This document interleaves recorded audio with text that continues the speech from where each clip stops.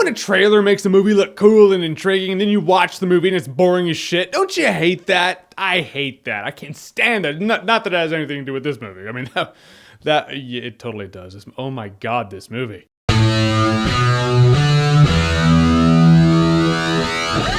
The Gunman. So The Gunman stars Sean Penn, who's in really awesome shape. Holy shit, there are a few times in this movie I'm like, that dude's over 50 years old. What's up with these over 50-year-olds kicking ass? It just makes me, I need to work out. That's what I learned. Sean Penn plays a gunman. He blows this guy away. He has to disappear for like 8 years and someone's trying to kill him. And he's like, ooh, it must be about that one job I did. I gotta find out who's doing it. Kind of. It's kind of the gist. And this trailer made it look like he goes to Javier Bardem, and Javier Bardem's a badass like he was in James Bond. And he's like, I know you're trying to kill me and I kept these notes and these recordings. I'm gonna smear it all over the internet. And Javier Bardem in Bane's voice was like, let the games begin. You're like, this is gonna be awesome. It's gonna be Sean Penn versus Javier Bardem, and it's two hitmen badasses going at each other. No, first of all, Javier Bardem in this movie, I was like, why is he in this movie? He could have been played by anyone. He doesn't need this movie. The only reason I can think he's in this movie is because someone was like, hey, you want to make a lot of money for 10 minutes of screen time? And he was like, sure. But he does himself such a disservice by playing this cartoon. He's a complete cartoon in this movie. He's ultimately the boyfriend of Sean Penn's ex-girlfriend, who's like this alcoholic dickbag. And Sean Penn's wanting to reconnect with his girlfriend, and Javier Bardem's all jealous, and you're like, this is not the Hitman versus Hitman story I was promised, guys.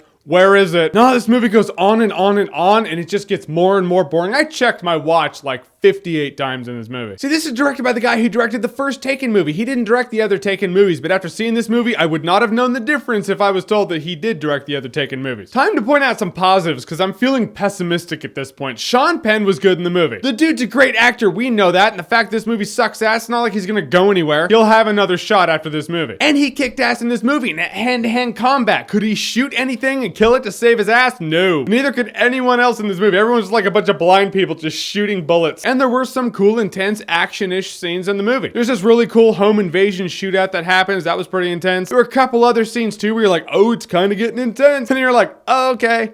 Back to the drag for another half an hour. And that's the thing, it's like this movie shows glimpses. I feel like you can get a ghost hunter and record the audio to this movie, and if you turn up the audio, you'll hear an EVP of the actual movie within this shitty movie going, I'm a good movie and I'm trapped in it. Somewhere deep down inside. And because I could see glimpses of a good movie in this movie and a couple of scenes that actually were pretty intense-ish, I'm not gonna dog shit this movie. I wanted to. I can't do it just for the sake of entertainment. But I will certainly say you're not gonna remember the Gunman in T-minus 10 minutes.